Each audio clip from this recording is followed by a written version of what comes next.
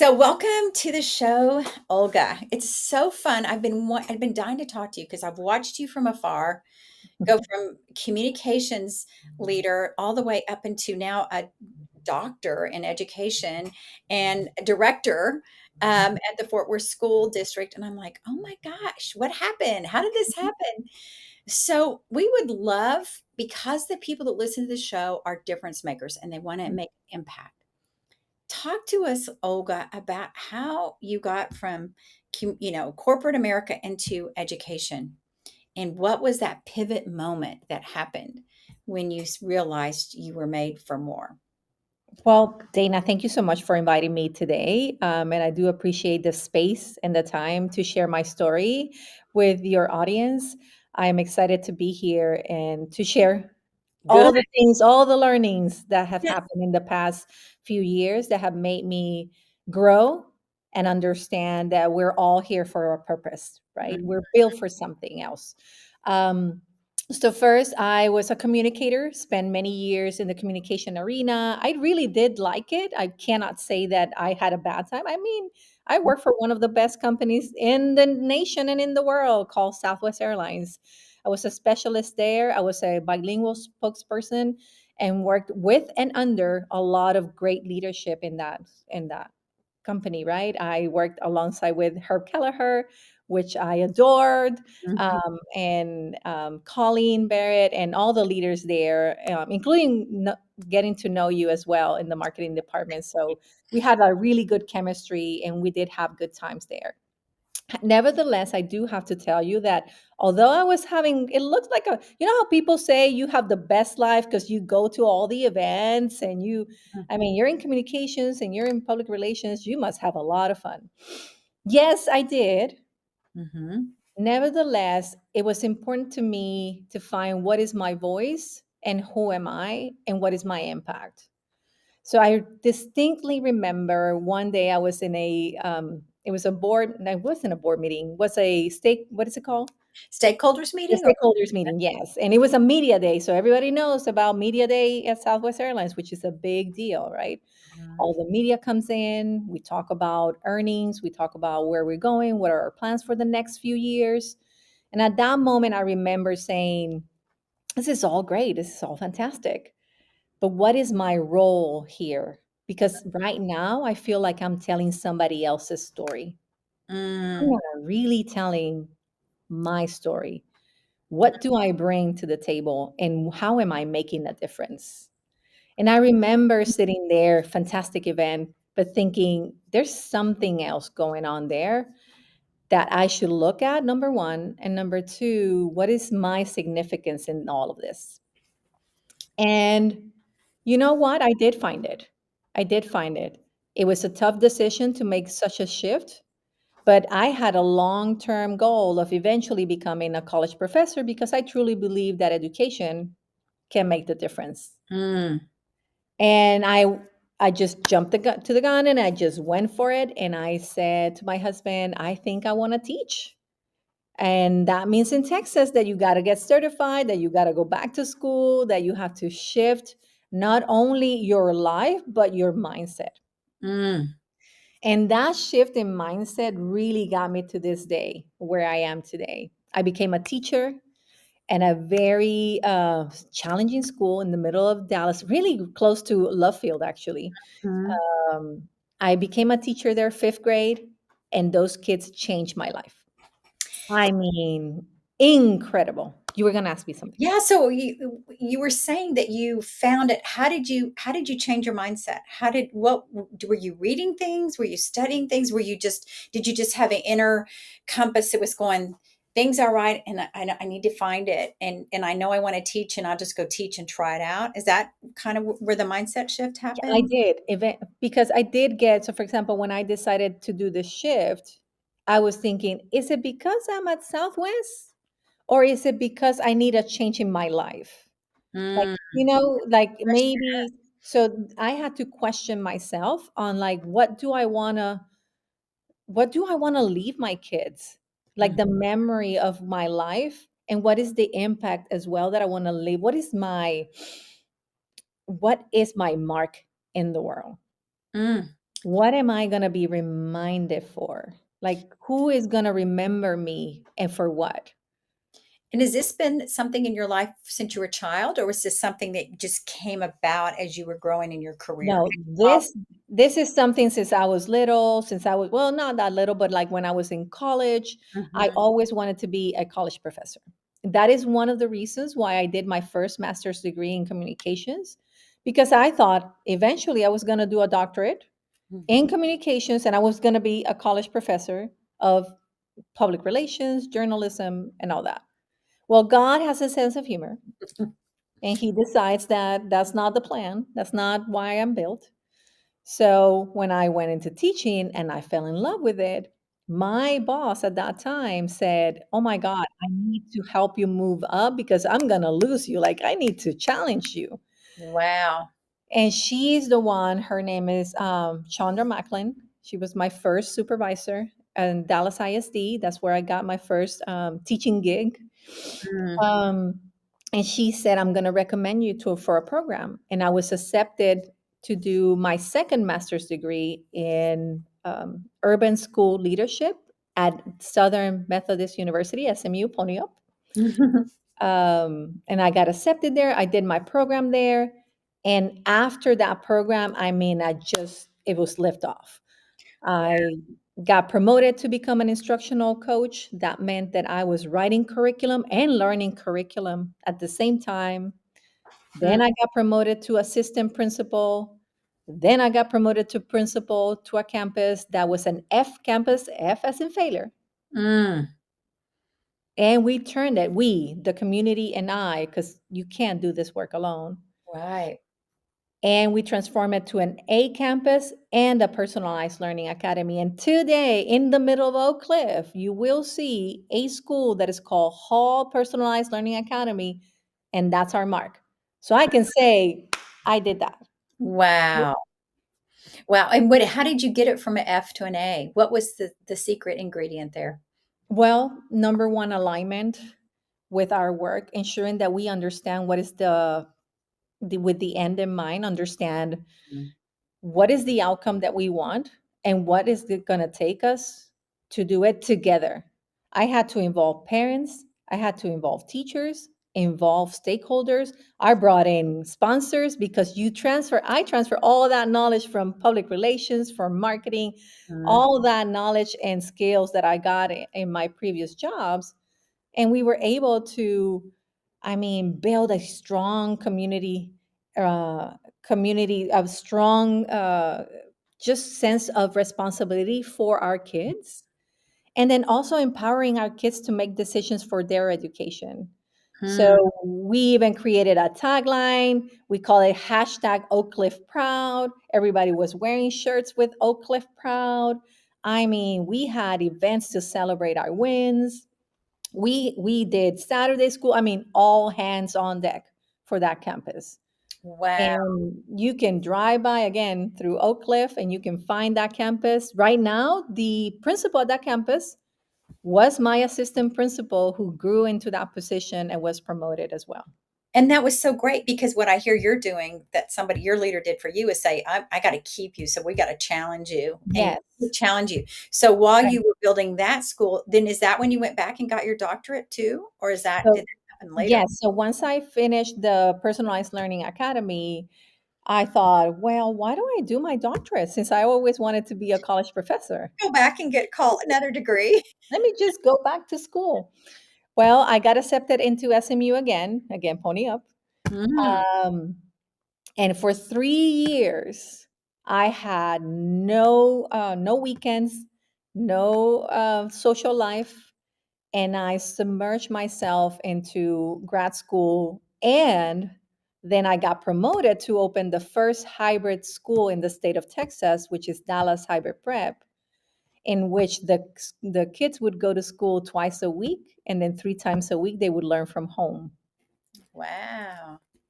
And this was a kind of a test to see if there Mhm. would work. And how did it go? It went very well. Our first year, we were an A campus. And at this time, after it's been 3 years, now another principal is running it because I am now at Fort Worth ISD. That school is still running. and Mm. it's being very successful. So we're very proud of the work there.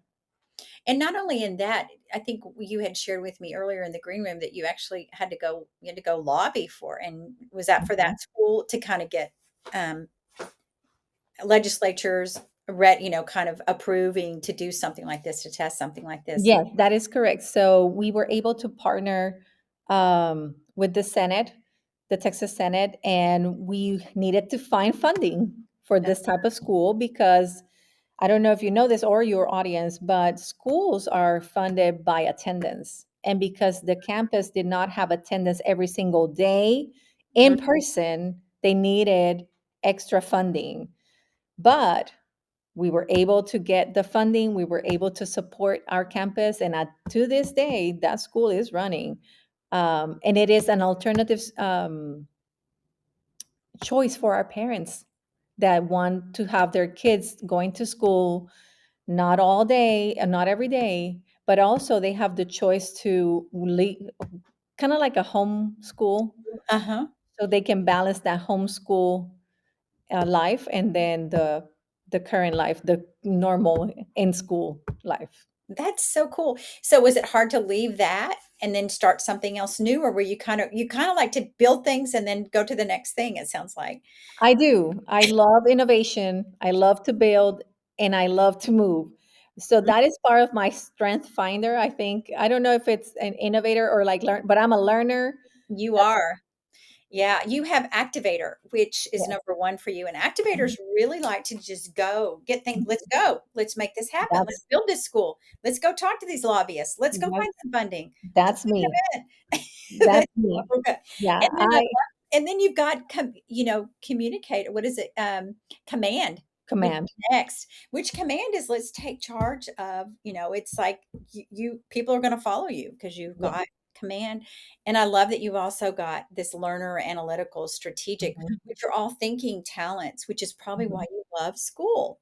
I love school. This is That's You're gonna probably keep going. Let's talk my mom, she just graduated in '86 at SMU with her degree. So, okay. you just keep going.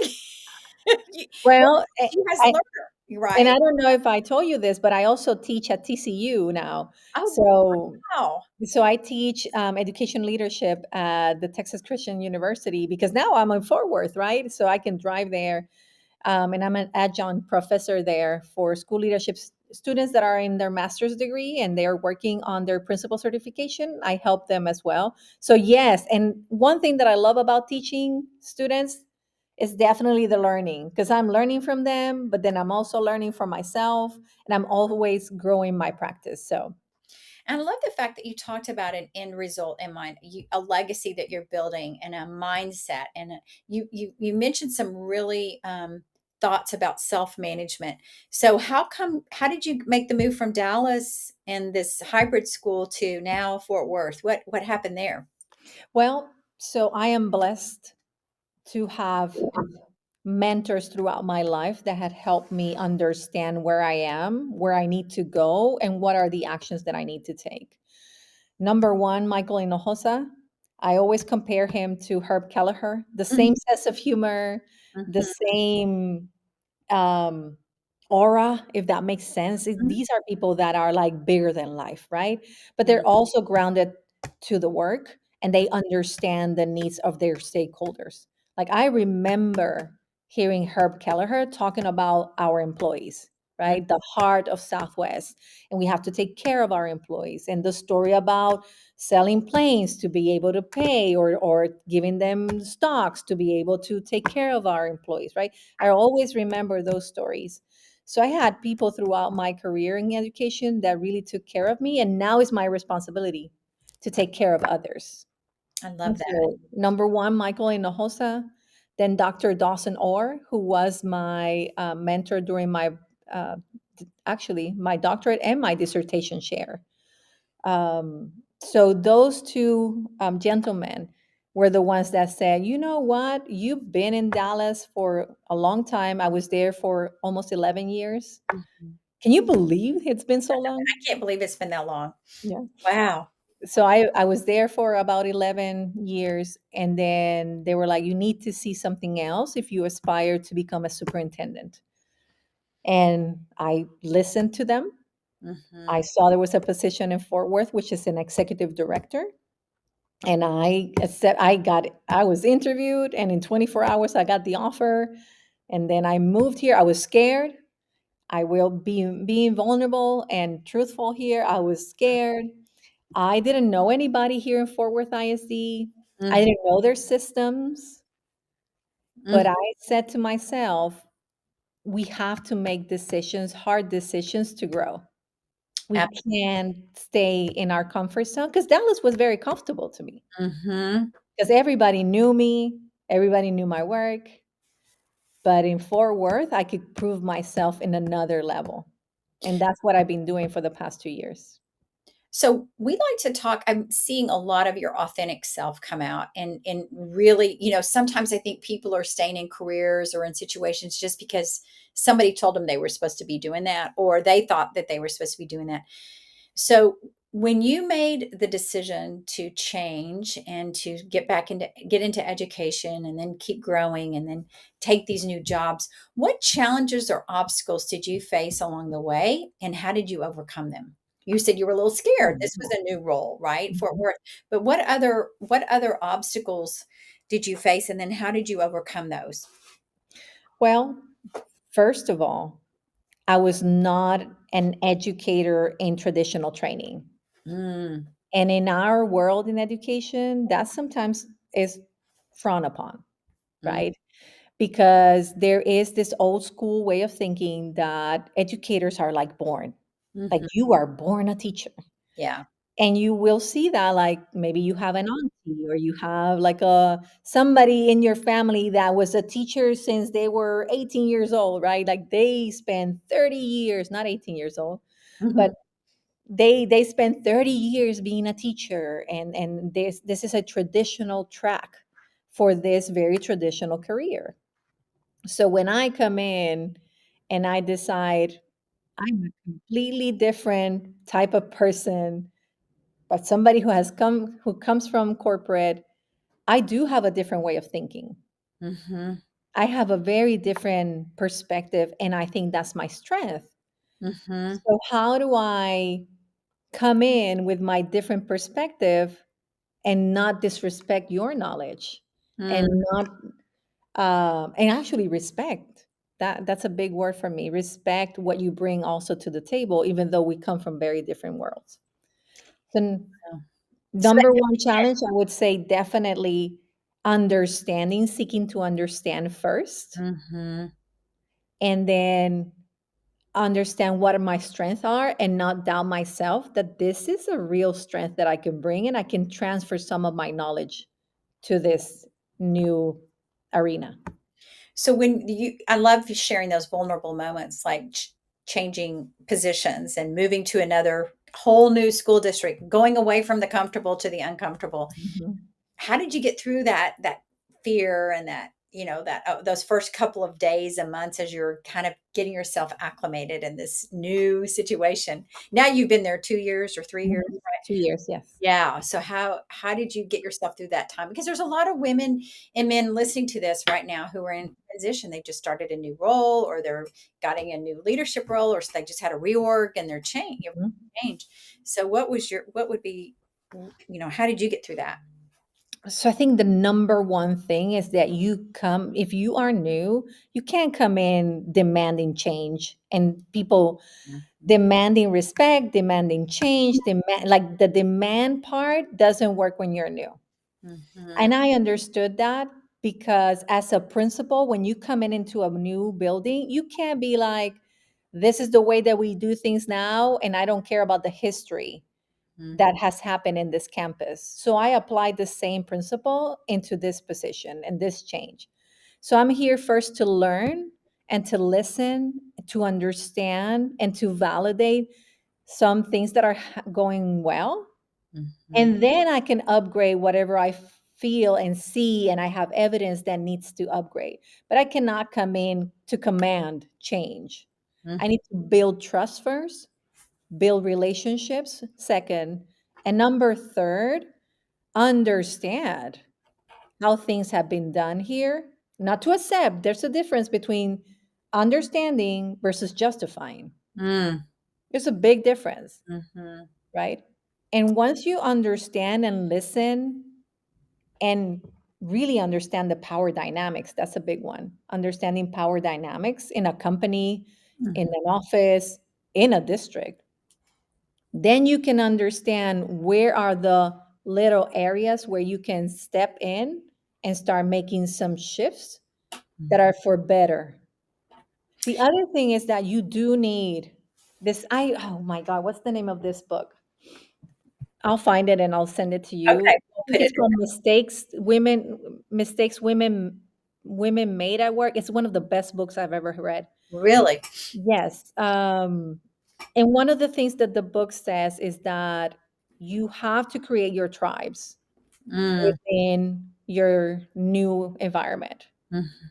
You have to create tribes. You can go at it alone. If it's change management, you can do it alone. And number three, you gotta understand timing. Mm. Because one of the mistakes that we make, especially women, we want to change everything right away. Mhm. And change is hard. It's hard, and you've got activators, so you've gotta Yeah. probably turn that one down. Always say, Yes, I had to sometimes dial myself down and "Yes." control myself because sometimes I would see things that I would be like, there's got to be a better way to do this. Right. Mm. So, but it is important that you understand the dynamics of where you work, the culture, the unwritten rules, Mhm. right? The, what is it called? The unspoken laws Yes. of the environment that you're in. That is so important. Yes, it does matter. And relationships matter. Let me give you an example. When I got here to Fort Worth ISD, my first 2 weeks, all I did was meet with everyone and anyone that had to do with maintenance for buildings, curriculum. I just met with them and I had empathy interviews. I don't know if you've heard about empathy interviews. I have not. I mean, I know empathy, but I haven't heard them called empathy interviews, but that's interesting. Tell us about that. So I'm a strong believer in a concept called design thinking. And design thinking, what it gives you, it's a framework of you have to understand your stakeholders. You have to listen to them, and then you have to put yourself in the position of what we call the end user. Mm. The end user is your client, right? And in marketing, you call it like, yeah, your consumer, Right. right? So Right. you have to live the experience of your consumer to understand how you're selling to them. So Right. we call those empathy interviews. Ah. So I went into an empathy interview tour those first 2 weeks. And I met with all of the principals that I was going to supervise. And I just asked them personal questions. And when I say personal questions, I asked them about tell me about your family, tell me about your goals, tell me about what kind of vacations do you like, build relationships first. I met with the maintenance department. Tell me about how do you like me to communicate with you if I need help. I didn't have that first meeting to tell them, hey, building X, Y, and Z is not clean. What are we doing? That Mhm. was not my first contact with them because I strongly believe that you have to deposit first before you do any withdrawals. So smart and so good. I love that. I love empathy. I've heard listening tours a lot of you, Mhm. but empathy interviews are great. So tell us, you've had several stories probably over this span of getting your doctorate, getting, becoming principal now, executive director. What is one story that speaks to you right now that's coming up for you right now that was just, it just made you feel alive and said, this is why I'm here. This is what I'm here to do. Oh, absolutely. We can write a book. You're good. You should. You, um, I do have to tell you that one thing that always keeps me, I mean, understanding that this is the pathway for me is when I see students and kids and principals thrive. mm, When I see other people move on and move up mhm, because some support or some influence that I might have, it just fills my soul. And mm, I will tell you one specific. I had this baby girl, seventh grader, came into my second campus, autistic. She would not talk to anybody. She was almost nonverbal. She did talk, but she was almost nonverbal. And her parents were very protective of her. Why? Because they were good parents, right? They were protective of her. And the parents wanted to meet with me every single week to ensure that the child was, supported and helped. And I remember in my first meeting with the girl, understanding that she had so much potential. Like Mm, I could see that this baby was smart. Oh my God, was so smart. She was just hidden, right? And she was just in her cocoon, let's call it that. mm, But that baby was smart. I knew she was smart. So I had to coach the parents to see that within that child and to see that while we want to keep her safe and away of harm's way in every aspect, I'm talking about social, emotional, school, right? Because school is hard. Middle school is